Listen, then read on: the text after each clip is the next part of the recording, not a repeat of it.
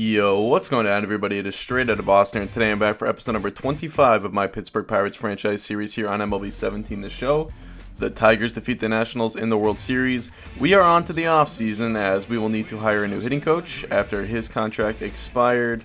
And you can see three big retirements here: Francisco Cervelli, David Freese, and Will Harris. Cervelli unfortunately retiring due to injury. Someone warned me of this in the comments actually a couple videos ago, that torn Achilles could cause him to retire, and it does. That's very unfortunate. He was having an all-star caliber season before he got hurt last year, putting up 4.3 WAR in about 250 plate appearances. And losing Will Harris and David Freese also pretty big. Freese had been a big part of our bench the last few years. Good right-handed bat, hits lefties very well. And Will Harris, of course, was our closer last year. He was fantastic for us throughout the season, and he retires at the age of 34 years old. So kind of tough right there. Here is our new hitting coach, K.O. Sar. He is going to sign that 3-year, $3.3 million deal that we offered him right there. And then taking a look at our free agents, not many big ones. We have a lot of the relievers we traded for, like Glenn Perkins and Neftali Feliz. Derek Law is arbitration eligible. We're going to give him an extension. Josh Tomlin is also a free agent. And I basically decided with all of these guys that I'm just going to let them hit the market, even if I did have some interest in re-signing some of them, such as Tomlin, Granderson, even guys like Perkins and Feliz. I wanted to let them hit the market, and I wanted to see what was going to be available out in free agency before committing any money to some of these guys, because I was looking for big upgrades up, some spots, if possible, like another infielder, perhaps another right fielder. Looking at the managed roster screen, we see a lot of guys entering the final year of their contract. Marte, Cole, Eric Thames, three big guys who are going to be free agents at the end of next year. Thames, I think, is actually, because we're going to have the team control on him, I don't think he'll be a free agent, but Marte and Cole are two big names that are going to be able to hit free agency at the end of next season. So, it's kind of a question of, do you want to trade those guys, or do you want to try and win a World Series with them and look to re-sign them? And the way I looked at it is we have so much money available. Depending on how much money we commit this free agency, as you take a look at some of the free agents that are available, I think we're going to have a good chance at re-signing guys like Marte and Cole. So I wasn't really looking to actively trade them, but it's something I had on my mind. Josh Donaldson here is a free agent. He is, an absolute superstar, stud. He's coming off of an 8-win season, had a 9-win season in 2017. Just an obvious candidate to look out, go out and sign. We needed another infielder, so I'm offering him 3 years, $90 million. It's a lot of money, but we have that kind of money to spend. I've cleared a lot of money off the books. We have a lot of guys who have yet to hit arbitration, hit free agency, of course, so we haven't had to pay them big bucks. Here are some other infielders available: Ian Kinsler and Brian Dozier. I like that both of those guys are right-handed, because I'm looking to add a righty to the lineup this offseason. So Dozier, I'm going to offer 4 years, $56 million. Kinsler, nothing yet. Zach Britton is a free agent. He was looking for about $10 million, so that didn't really interest me. Robertson was looking for 6, and his numbers, I just, didn't really like how his production had been the last couple of years. Glenn Perkins, though, I decided I was, I knew I was going to try and re-sign him pretty much even when I let him at the market, but now that I saw he was still only looking for about $2.9 million for 1 year. Looking at the catchers now, too, of course, we lose Cervelli, so that's a hole we need to fill this offseason. Mesoraco was the best one available, but I didn't really love his ratings.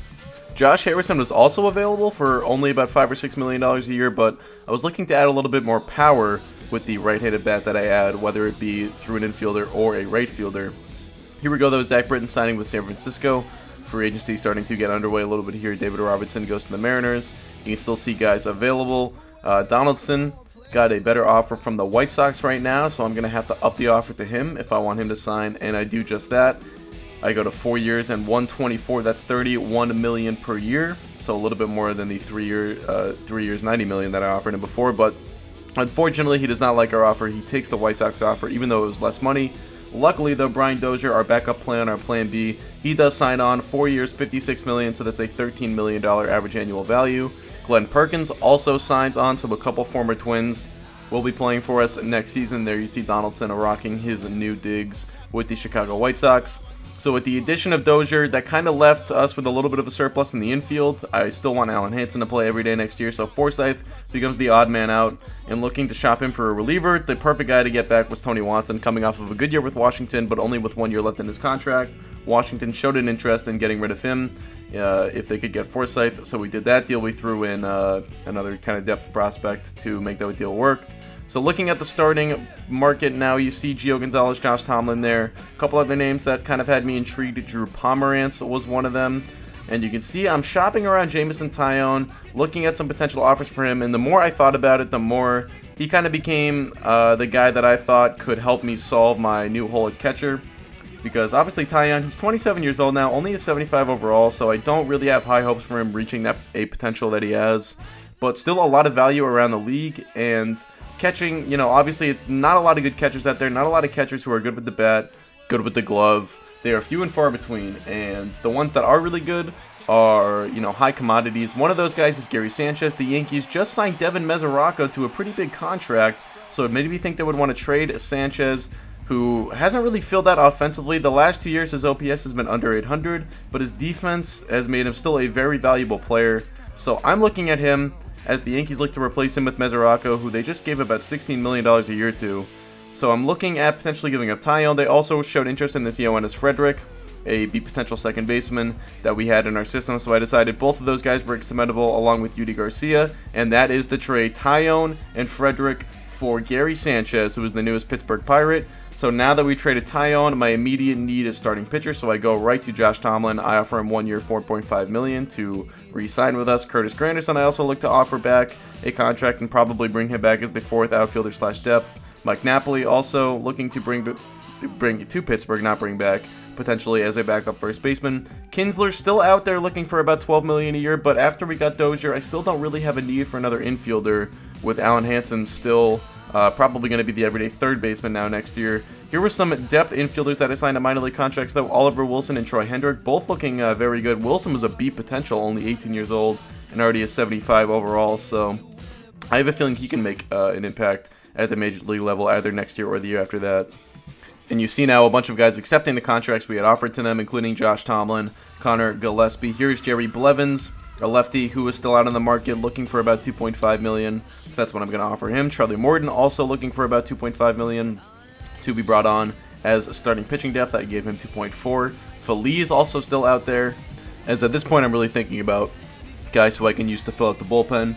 So Blevins, one of those guys potentially. Napoli, he signs on. Not a bullpen guy, but Charlie Morton, sixth starter kind of mold. And Feliz, who we picked up last year at the deadline. And he was solid for us. He had a good year last year, but I think he's kind of an up and down player. So I don't have too much faith that he will replicate his success last year. After the December 5th date, a couple guys got non-tendered, including Trace Thompson and Kike Hernandez. So I decided not to offer Hernandez a contract. Same thing with Tim Beckham, who was coming off of a 4-win season. Did not offer him a contract, but I did offer Trace Thompson a 1 year, $600,000 deal, and he is going to accept that. So that's more outfield depth for us. Rule 5 draft was uneventful. I do sign this Cliff Hinson right before the end of the offseason to a 1 year, I think it was like a $600,000 deal. He was a low 70 overall, but still young and had steep potential. Again, more just depth. I find that as the years go on, I care more and more about the kind of details, the end of the roster, the edges of the roster, so to say. Just making sure that if guys go down, we have guys who can step in and at least be better than replacement level. So here's what the lineup is going to look like. Righties and lefties, it's going to be similar, but you can see Marte, Polanco, Sanchez, Thames, Dozier, Crawford, Hansen, Meadows, and Tanaka. Meadows is going to battle Josh Bell for playing time. Hansen is going to battle Diego Vina for playing time. You've got multiple young guys to fill those kind of two spots at the bottom of the lineup.